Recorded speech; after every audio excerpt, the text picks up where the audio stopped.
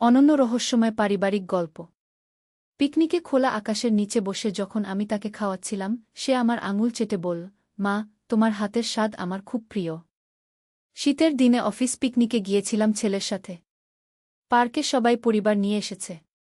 আমরা একটা গাছের নিচে মাদুর বিছিয়ে বসলাম। খাবার বের করলাম। মা, তুমিও খাও, ছেলে বলল। তুমি আগে খাও। আমি পরে খাব। না, তুমি আমাকে খাওয়াও। ছোটবেলার মতো। আমি হাত দিয়ে ভাত মেখে তার মুখে দিলাম। সুস্বাদু। তোমার হাতের রান্না আর তোমার হাতে খাওয়ানো নিখুঁত সংমিশ্রণ। আমি আরেকটা গ্রাস দিলাম। খেতে খেতে আমার আঙুলে ভাত লেগেছিল। সে হঠাৎ আমার আঙুল মুখে নিয়ে চেটে দিল। কি করছিস? আমি বললাম। তোমার আঙুলে ভাত লেগেছিল। পরিষ্কার করে দিলাম। কিন্তু সে আমার আঙুল তখনও মুখে রেখেছে।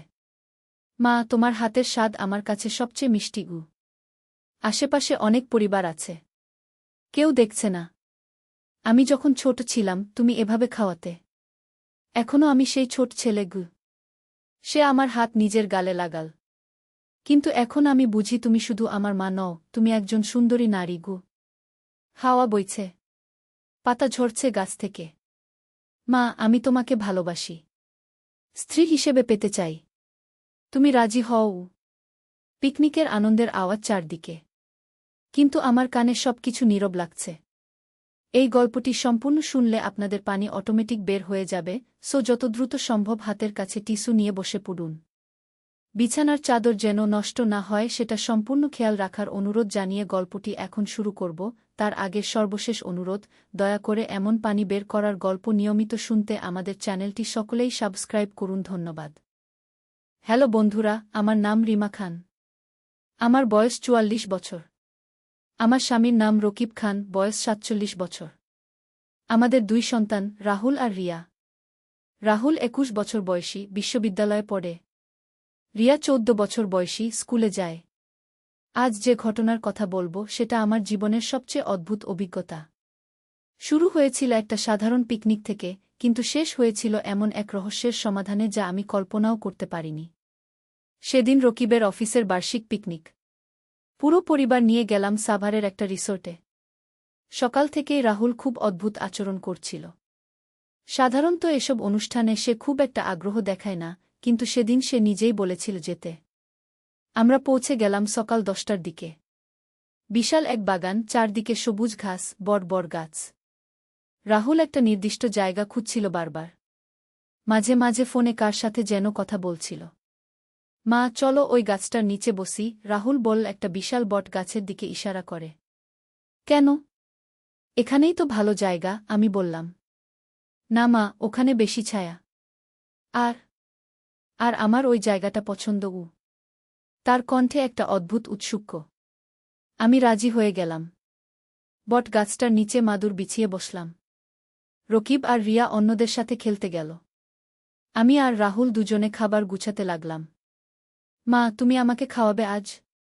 ছোটবেলার মতো, রাহুল হঠাৎ বলল। আমি অবাক হলাম। তুই তো বড় হয়ে গেছিস। নিজেই খেতে পারিস। প্লিজ মা। আজ খুব ইচ্ছা করছে। মনে হচ্ছে আমি আবার ছোট হয়ে গেছি। তার চোখে একটা অদ্ভুত ভাব। অনুরোধ করছে, কিন্তু যেন কোনো লুকানো উদ্দেশ্য আছে। আমি ভাত মেখে তার মুখে দিলাম। সে খেতে লাগল। কিন্তু খাওয়ার সময় আমার আঙুল মুখের মধ্যে নিয়ে চুষতে লাগল। রাহুল, এটা কি করছিস? মা, তোমার আঙুলে ভাত লেগেছিল। পরিষ্কার করে দিলাম। কিন্তু এরপরও সে আমার আঙুল ছাড়ছিল না। চুষে চুষে বলল, মা, তোমার হাতের স্বাদ খুব মিষ্টি। আমি লজ্জা পেলাম। ছাড় এখন। কেউ দেখে ফেলবে। কেউ দেখছে না মা। সবাই অন্যদিকে ব্যস্ত। তারপর সে আমার হাত নিজের গালে চেপে ধরল। মা, আমি তোমাকে অনেক ভালোবাসি। আমিও তোকে ভালোবাসি বাবা। না মা, আমার ভালোবাসা অন্যরকম।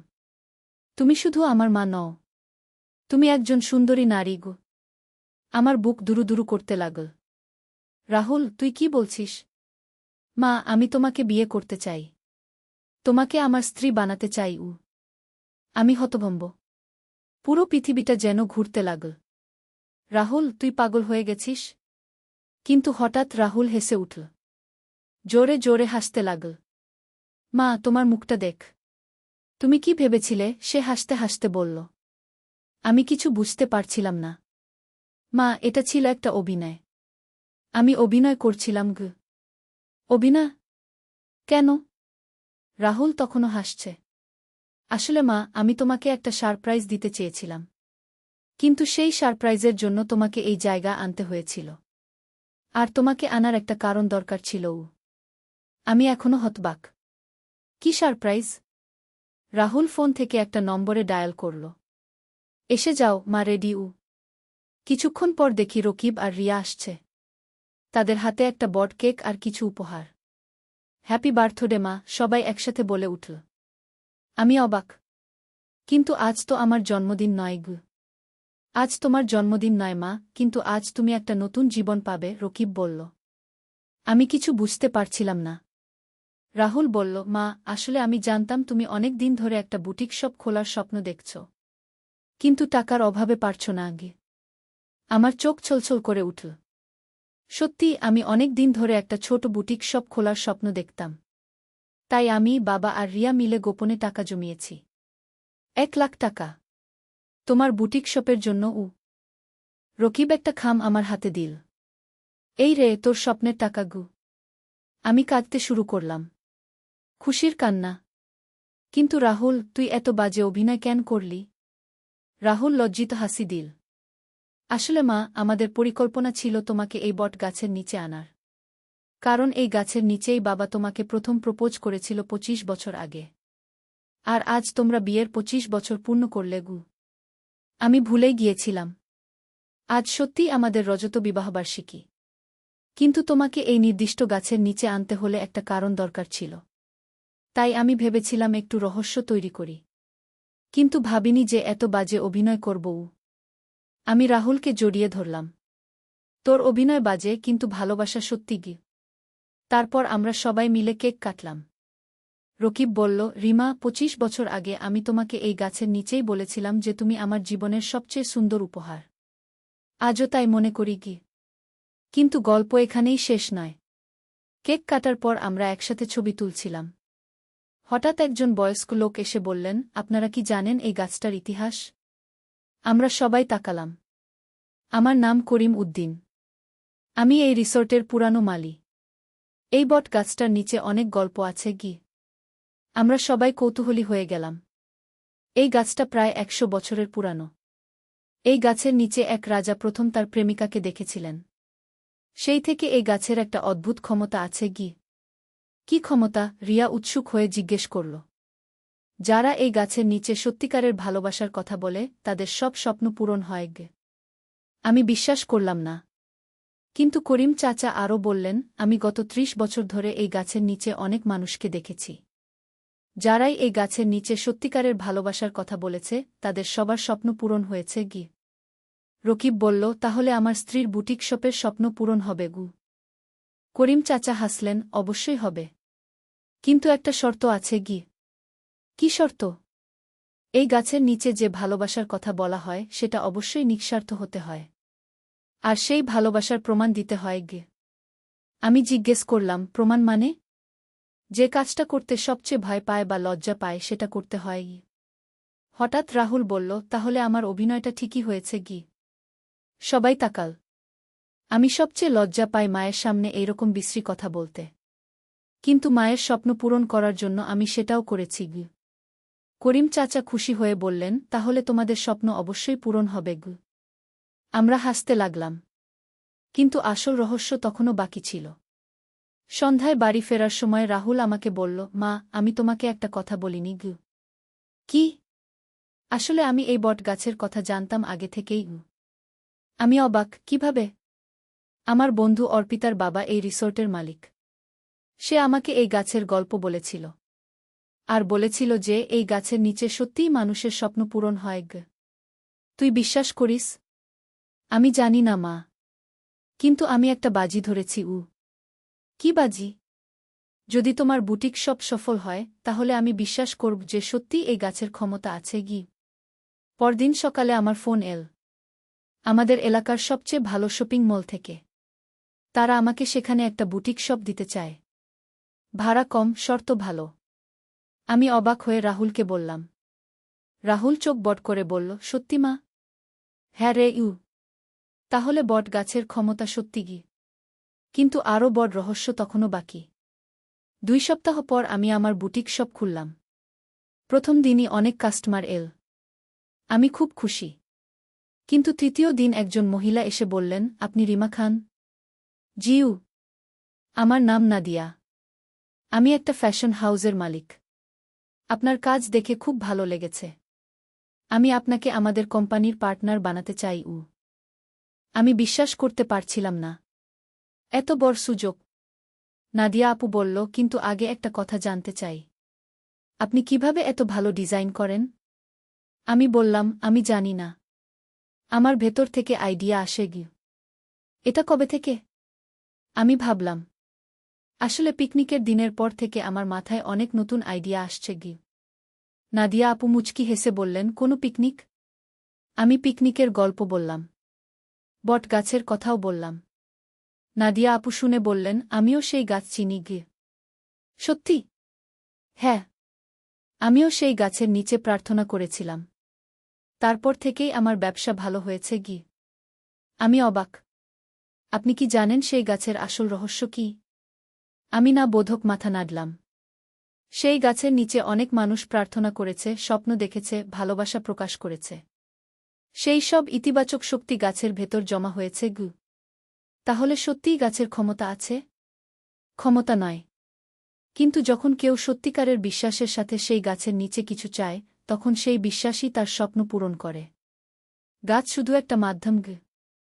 আমি এই কথা বুঝলাম। কিন্তু একটা শর্ত আছে, নাদিয়া আপু বললেন। কি? যে স্বপ্ন চাইবে সেটা শুধু নিজের জন্য হলে হবে না।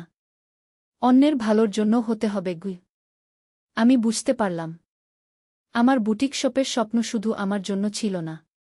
আমি চেয়েছিলাম আমার পরিবারের সবার জন্য কিছু করতে। নাদিয়া আপু আমাকে পার্টনারশিপের কাগজপত্র দিলেন। আমি সই করলাম। ঘরে ফিরে সব কথা রাহুলকে বললাম। রাহুল বলল, মা, আমি এখন পুরোপুরি বিশ্বাস করি বট গাছের ক্ষমতায়। কেন? কারণ তুমি যখন সুখী থাকো, আমরা সবাই সুখী থাকি। তোমার স্বপ্ন পূরণ হওয়ার মানে আমাদের সবার স্বপ্ন পূরণ হওয়া গ। আমি রাহুলকে জড়িয়ে ধরলাম। তোর অভিনয় বাজে হলেও তোর মনটা খুব ভালো। আমরা সবাই হাসতে লাগলাম। কিন্তু সবচেয়ে বড় রহস্যটা তখনও বাকি। 1 মাস পর আমার বুটিক শপ অনেক সফল হল। আমি একদিন রাহুলকে বললাম, চল আবার সেই বট গাছের কাছে যাই। ধন্যবাদ জানাই। আমরা গেলাম। কিন্তু পৌঁছে দেখি করিম চাচা নেই। অন্য একজন মালি। আমি জিজ্ঞেস করলাম, করিম চাচা কোথায়? নতুন মালি বলল, করিম চাচা? এখানে কোনো করিম চাচা নেই তো গু। আমি অবাক, কেন? উনি তো এখানে 30 বছর ধরে কাজ করেন গু। আপনি কার কথা বলছেন? আমি এই রিসোর্টে 5 বছর ধরে কাজ করি। এখানে কোনো করিম নামে মালি নেই গি। আমি রাহুলের দিকে তাকালাম। রাহুলও হতবাক। তাহলে যে লোকটা আমাদের সাথে কথা বলেছিল সে কে? নতুন মালি বলল, আপনারা কি ধরনের লোকের কথা বলছেন? আমি করিম চাচার চেহারা বর্ণনা করলাম। মালি ভেবে বলল, আপনারা হয়তো পুরানো মালিক রহিম চাচার কথা বলছেন গু। রহিম চাচা? হ্যাঁ। রহিম চাচা এই রিসোর্টের প্রতিষ্ঠাতা ছিলেন। উনি এই বট গাছটা লাগিয়েছিলেন গে। আমার গা শিউরে উঠল। উনি এখন কোথায়? উনি তো 10 বছর আগে মারা গেছেন গু। রাহুল আমার হাত ধরল। মা, আমাদের চলে যাওয়া উচিত কে? কিন্তু আমার আরও জানতে ইচ্ছা করছিল। রহিম চাচা কেমন মানুষ ছিলেন? খুব ভালো মানুষ ছিলেন। সবার সাহায্য করতেন। বিশেষ করে যারা কোনো সমস্যায় থাকত তাদের পরামর্শ দিতেন। উনি এই গাছের কথা বলতেন? হ্যাঁ। উনি বলতেন যে এই গাছের নিচে সত্যিকারের ভালোবাসা প্রকাশ করলে মানুষের স্বপ্ন পূরণ হয় গ। আমি শিউরে উঠলাম। আমরা যার সাথে কথা বলেছিলাম সে তাহলে রহিম চাচা মারা যাওয়ার আগে কি বলে গেছেন? উনি বলে গেছেন যে উনি মরলেও এই গাছের পাশে থাকবেন। যারা সত্যিকারের সাহায্য চাইবে তাদের সাহায্য করবেন গু। আমার চোখে জল এসে গেল। রাহুল বলল, মা, রহিম চাচা আমাদের সাহায্য করেছেন গু। আমি বট গাছের দিকে তাকালাম। ধন্যবাদ রহিম চাচা। আপনি আমাদের স্বপ্ন পূরণ করে দিয়েছেন গু। হাওয়ায় গাছের পাতা নড়ল, যেন সাড়া দিচ্ছে। আমরা বাড়ি ফিরে এলাম। কিন্তু আরও অদ্ভুত ব্যাপার বাকি ছিল। পরদিন আমার বুটিক শপে একজন বৃদ্ধা এলেন। তিনি বললেন, আমার নাম রাবেয়া। আমি রহিম সাহেবের স্ত্রী গু। আমি চমকে গেলাম। রহিম সাহেব? জি হ্যাঁ। আমার স্বামী সাভারে একটা রিসোর্ট করেছিলেন। সেখানে একটা বট গাছ আছে গি। আমার হাত কাঁপছিল। আপনি কি সেই গাছের নিচে আমার স্বামীর সাথে কথা বলেছেন? আমি কিছু বলতে পারছিলাম না। রাবেয়া আন্টি বললেন, আমার স্বামী মারা যাওয়ার পর অনেক মানুষ আমাকে বলেছে যে তারা তাকে সেই গাছের কাছে দেখেছে। তিনি মানুষের সাহায্য করেন গো। আমি কাঁদতে শুরু করলাম। আপনি কাঁদছেন কেন মা? আমি পুরো ঘটনা রাবেয়া আন্টিকে বললাম।